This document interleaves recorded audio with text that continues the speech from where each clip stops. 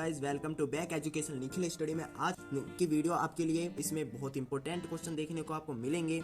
अगर आप इसी तरीके से वीडियो चाहते हैं तो डिस्क्रिप्शन में लिंक दिया गया है। आप उन वीडियो को देखकर 2022 की बोर्ड परीक्षा में बहुत ज़्यादा नंबर ला सकते हैं। अगर आप सभी वीडियो देखकर उन प्रश्नों को याद करके आप 2022 का पेपर देते हैं तो आपको 70 में से पूरे 70 नंबर देखने को मिल जाएंगे। तो भौतिक विज्ञान का केवल प्रश्न पत्र ही हम सभी जानते हैं 70 नंबर का पेपर होता है। 3 घंटे इसमें हमें दिए जाते हैं, 15 जो मिनट दिए जाते हैं वो हमें सिर्फ इस प्रश्न पत्र को पढ़ने के लिए दिए जाते हैं। तो आप प्रश्न पत्र को सही से पढ़ के ही उसका आंसर लिखिएगा, ठीक है। तो मैं आपको इस प्रश्न पत्र के बारे में समझा देता हूँ, इसमें किस तरीके से हमें क्वेश्चन दिए गए हैं। 2022 में हमें बहुत ज़्यादा हेल्पफुल होगी हम ये वीडियो, क्योंकि हमें प्रश्नों का एनालाइज हो जाएगा और 2022 में इसमें ही सही प्रश्न देखने के लिए मिलेंगे। इस लिखा इस प्रश्न पत्र में हमें 5 खंड है, खंड आ, खंड बा, खंड सा, खंड द और खंड ये हमें 5 खंड देखने को मिलेंगे। और खंड आ जो बहुविकल्पीय प्रश्न रहेंगे, जिसमें प्रत्येक प्रश्न 1 अंक का होगा, ठीक है। हमें सभी प्रश्न करके आने हैं, कोई भी प्रश्न छोड़ना नहीं है। आप ढंग से सभी प्रश्नों को करिए जिससे कि कुछ ना कुछ लिख के आए, लेकिन उसी के बारे में हो तभी आपको नंबर दिए जाएंगे, ठीक है। 4th नंबर पे खंड बा अति लघु उत्तरीय हैं, जिसमें प्रत्येक प्रश्न 1 अंक का होगा। और खंड 5 जो होगा वो उत्तरीय प्रश्न लघु उत्तरीय प्रश्न का होगा, जो 2 अंक का होगा, ठीक है। नेक्स्ट जो 6 नंबर का है वो खंड द लघु उत्तरीय 2 प्रकार का है तथा प्रत्येक प्रश्न 3 अंक का होगा, ठीक है।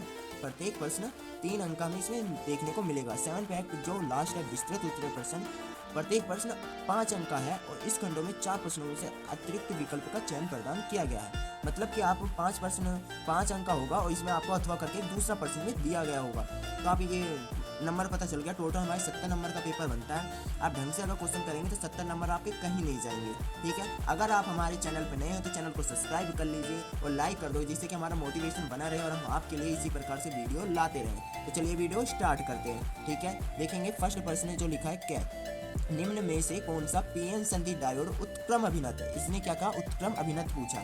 तो इस क्वेश्चन में हमें 4 ऑप्शन दिए गए हैं, तो इसमें हमें टिक लगाना रहता है तभी 1 नंबर पूरे मिलते हैं। लेकिन बहुत लोग गलत लगा देते हैं जिससे कि उनका 1 नंबर कट जाता है। तुम्हें पता होना चाहिए कि एक नंबर जुड़ के ही हमारे 70 नंबर बैठते हैं। तो हमें नंबर बर्बाद नहीं करना है। ढंग से पहले जो क्वेश्चन आता हो उन्हीं क्वेश्चन को सॉल्व करें और बाद में जो क्वेश्चन नहीं आता है उन्हें अपने दिमाग से बनाकर सोच समझ कर उन क्वेश्चनों को सॉल्व करें। तो इसका आंसर बी है, आप इस पर टिक लगा सकते हैं। नेक्स्ट क्वेश्चन देखेंगे, एक AMU के तुल्य ऊर्जा है। तो इसमें हमें 4 ऑप्शन दिए गए हैं, जिसमें से हमारा डी ऑप्शन है। आप ढंग से याद कर सकते हैं, इसमें डी ऑप्शन है, तो आप इस पर टिक लगा सकते हैं। नेक्स्ट हम देखेंगे थर्ड क्वेश्चन है हमारा, ये लिखा है नाभिक में न्यूट्रॉनों की संख्या। इसमें हमें न्यूट्रॉनों की संख्या बतानी है। तो हमें 4 ऑप्शन दिए गए, जिसमें से आपको न्यूट्रॉनों की संख्या बतानी है। तो हमें डी वाला 134 इसमें न्यूट्रॉनों की संख्या है। अगर आपने चैप्टर पढ़ा होगा तो आपका आंसर सही लगा देंगे। अगर आपने नहीं पढ़ा है तो अभी आज ही इस प्रश्न याद कर ले, इस चैप्टर को भी ढंग से पढ़ ले, क्योंकि हमेशा इन चैप्टरों में से बहुविकल्पीय प्रश्न बनते हैं और लॉन्ग प्रश्न भी बनते हैं, ठीक है। नेक्स्ट प्रश्न की ओर चलते हैं। नेक्स्ट प्रश्न है, निम्न कण एक ही वेग में गतिमान है, अधिकतम देवरागली तरंग दैर्घ्य वाला कण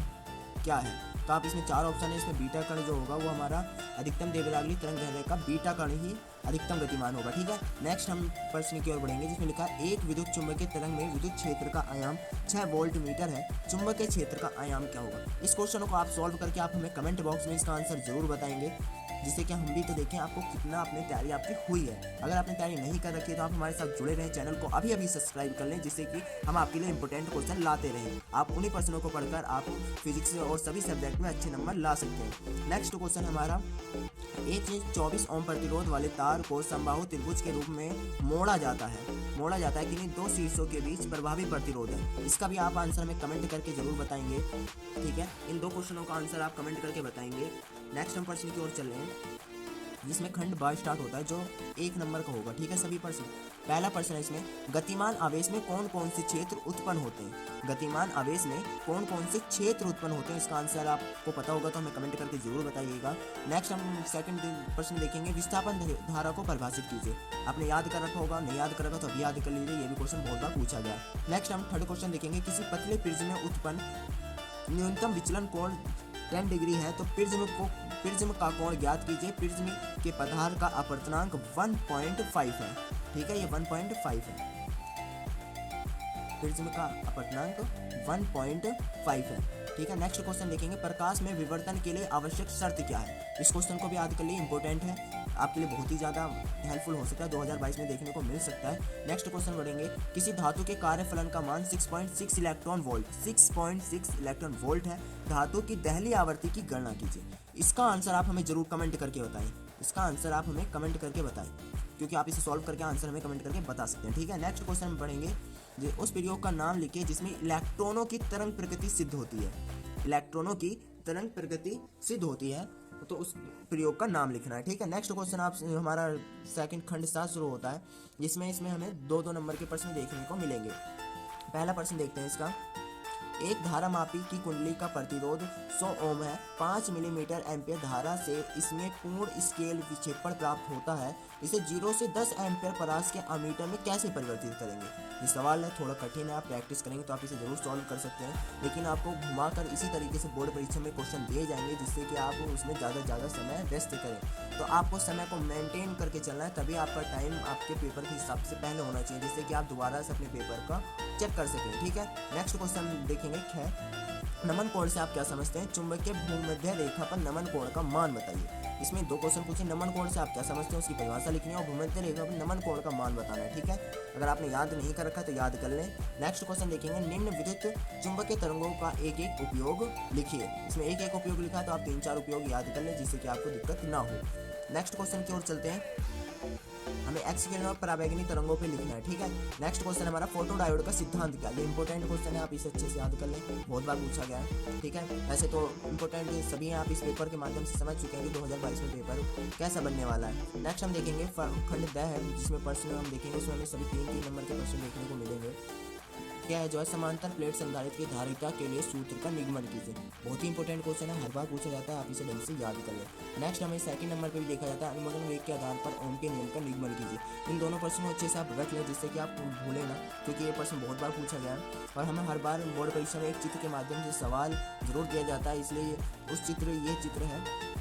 इसी तरीके से आपका इसी चैप्टर में से एक चित्र के माध्यम से सवाल जरूर उठाया जाएगा। आप ध्यान से इस चैप्टर की रिवीजन न्यूमेरिकलों की कर लें। दिए गए परिपथ में प्रत्येक सेल के सिरों के बीच विभवांतर ज्ञात करना। यह हमारे पास सेल है, इसमें भी विभवांतर v का मान ज्ञात करना है, आप इसे सॉल्व कर सकते हैं। नेक्स्ट हम क्वेश्चन देखेंगे, किसी धारावाही वृत्ताकार कुंडली के केंद्र पर उत्पन्न चुंबकीय क्षेत्र की तीव्रता का व्यंजक निगमन कीजिए। ठीक है। तो आप इसे ढंग से याद कर सकते हैं, ये बहुत बार पूछा गया है। नेक्स्ट जो ये बहुत ही बार पूछा गया है, हाइगेंस स्पेक्ट्रम की लाइनमैन तथा वामर श्रेणी का प्रथम रेखाओं, क्या दिया, प्रथम रेखाओं की तरंग दैर्ध्य रीड वर्ग नियतांक के पदों में ज्ञात कीजिए तथा लाइनमैन व वामर श्रेणी का दीर्घतम तरंग दैर्ध्य का अनुपात ज्ञात कीजिए। ये क्वेश्चन बहुत बार पूछा गया है, आप इसे ढंग से पढ़ लें, क्योंकि ढंग से आप पूरा लिखेंगे तभी आपको इसमें पूरा नंबर मिलेगा, वरना तो इसमें आपका नंबर काट लिया जाएगा।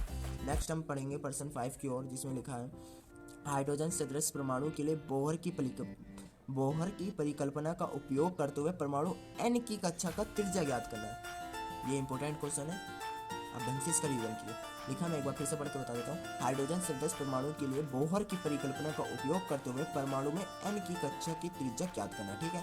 नेक्स्ट जो है, आइंस्टीन की प्रकाश विद्युत समीकरण का निगमन कीजिए। ये बहुत ही बार पूछा गया है, इंपॉर्टेंट क्वेश्चन है, आप इसे याद कर सकते हैं। ठीक है। नेक्स्ट क्वेश्चन देखेंगे, ये हमारा न्यूमेरिकल है, आपको पता होगा इस तरीके के न्यूमेरिकल बहुत पूछे जाते हैं, तो आप इसे ढंग से याद करें। 2 तरंगों की तीव्रताओं में 25:16 का अनुपात है, उनका आयामों में क्या अनुपात है। यदि दोनों तरंगें व्यक्तीकरण करती हैं तब अधिकतम तथा न्यूनतम तीव्रताओं में क्या अनुपात होगा। ये क्वेश्चन भी, इस तरीके का क्वेश्चन हर साल हमें पूछा जाता है, तो इस चैप्टर के न्यूमेरिकल का रिवीजन कर सकते हैं। नेक्स्ट हम देखेंगे, परस्पर संपर्क में रखी 2 पतले लेंसों के संयोजन की फोकस दूरी का सूत्र निगमन कीजिए। ये भी इंपॉर्टेंट है, आप इसे भी याद कर सकते हैं। ठीक है। नेक्स्ट हम क्वेश्चन देखेंगे, विद्युत चुंबकीय प्रेरण संबंधी फैराडे के नियम लिखिए तथा LR की विमा भी बतानी है। ठीक है। तो आप इंपॉर्टेंट है, इसके ऊपर वाला भी इंपॉर्टेंट है, ये वाला भी इंपॉर्टेंट है। तो आप इन क्वेश्चनों को जो मैं इंपॉर्टेंट बता रहा हूँ वो तो आप ढंग से याद ही कर लें, लेकिन आप इससे ज़्यादा याद करना चाहते हैं तो ये सभी प्रश्नों को आप याद कर लें, जिससे कि 2022 के पेपर में आप पूरा पेपर करके आए, जिसमें 70 में से पूरे 70 नंबर आपको दिए जाए। नेक्स्ट क्वेश्चन देखेंगे, खंड यह लिखा, समविभव पृष्ठ से क्या तात्पर्य है, इसकी महत्वपूर्ण विशेषता क्या है।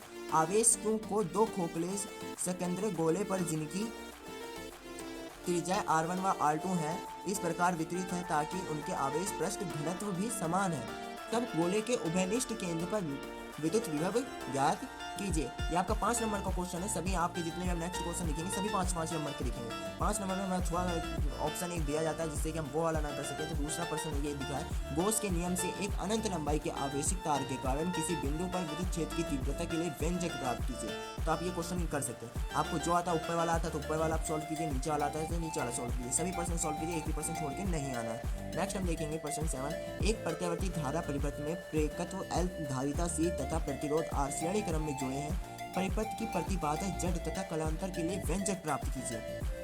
वेरी इंपॉर्टेंट क्वेश्चन है, आप इसे तो अच्छे से रट लें जिससे कि देखने को मिलेगा 2022 में 100% देखने को जरूर मिलेगा। और अथवा में ट्रांसफर का क्या सिद्धांत का कार्य करता है, किस सिद्धांत पर कार्य करता है। याद रखना, इसने पूछा किस सिद्धांत पर कार्य करता है। हमेशा ट्रांसफर के चैप्टर में से एक न्यूमेरिकल जरूर उठता है, तो आप न्यूमेरिकल उस चैप्टर की न्यूमेरिकल की तैयारी अच्छे से कर लें। मैं आपको एक सवाल पढ़ के बताता हूँ, इसका आंसर आप हमें कमेंट करके बता सकते हैं। एक आदर्श ट्रांसफार्मर के प्राथमिक तथा द्वितीय कुंडली में क्रमशः 2000 तथा 50 फेरे हैं। प्राथमिक कुंडली को 120 वोल्ट के मुख्य स्रोत से जोड़ा गया है तथा द्वितीय कुंडली 0.6 ओम प्रतिरोध के बल्ब से जोड़ी गई है। तो गणना करना है, पहला में निकालना है द्वितीय के सिरों के बीच वोल्टेज, ठीक है। सेकंड निकालना है बल्ब में धारा। थर्ड हमें निकालना है जो ऑप्शन दिया गया है प्राथमिक कुंडली में धारा। फोर्थ हमें निकालना है द्वितीय कुंडली में शक्ति। अगर हम 4 ऑप्शन करेंगे तो हमारे 5 नंबर बिल्कुल पक्का है, हमें कोई नहीं काटेगा। सवाल में हमारे नंबर कभी नहीं कटते हैं। और इसमें ये भी बताएगा ट्रांसफर किस सिद्धांत पर कार्य करता है, ठीक है। और नेक्स्ट हम ऊपर कर सकते हैं, वो भी हमारे लिए आसान है। आपको जो आता है वो आप आराम से कर सकते हैं, ठीक है। नेक्स्ट क्वेश्चन के हम देखेंगे प्रश्न 8। खगोलीय अपवर्ती दूरदर्शी का किरण आरेख बनाइए तथा इसकी आवर्धन क्षमता का सूत्र निर्गमन कीजिए जब अंतिम प्रतिबिंब स्पष्ट दूरी की न्यूनतम दूरी पर बना हो, ठीक है। तो इस क्वेश्चन को आप पढ़ के याद कर सकते हैं देखकर। नेक्स्ट इसमें अथवा करके दिया है जो ऑप्शन हमारे पास, तरंगाग्र को परिभाषित कीजिए तथा हाइगेंस के द्वितीय तरंगों के सिद्धांत से तरंगों का परावर्तन की व्याख्या कीजिए। इसमें परावर्तन की पूछी गई है, तो हाइगेंस का हमेशा अब परावर्तन अपवर्तन की व्याख्या जरूर आती है। तो आप दोनों क्वेश्चन को याद करके तैयारी अच्छे से कर लें, ठीक है। नेक्स्ट क्वेश्चन देखेंगे, पीएन संधि डायोड को पूर्ण तरंग दृष्टिकारी के रूप से कैसे प्रयुक्त किया जाता है। परिपथ बनाकर इसकी कार्य विधि समझाइए, निवेशी व निर्गत तरंग रूप भी प्रदर्शित कर दीजिए। आप इसे सॉल्व कर दें। या नेक्स्ट हमें दिया गया है ऊर्जा बैंड क्या है। ऊर्जा बैंड के आधार पर चालक, अचालक तथा अर्धचालक का वर्गीकरण स्पष्ट कीजिए। आप इसे करते हैं तो भी 5 नंबर मिलेंगे, ऊपर करते हैं तो दोनों 5 नंबर के हैं। आप जो से आता है आप वो से सॉल्व कीजिए। बोर्ड परीक्षा में आपको प्रश्न एक भी छोड़ के नहीं आना है, जो आपको आता है उसे करिए, जो नहीं आता उसे बाद में करिए, और सभी प्रश्न जरूर करिए। तो आज की वीडियो यहीं समाप्त होती है। अगर आपको वीडियो अच्छी लगे तो लाइक कर दो, यदि आप हमारे चैनल पर नए हो तो सब्सक्राइब कर दो।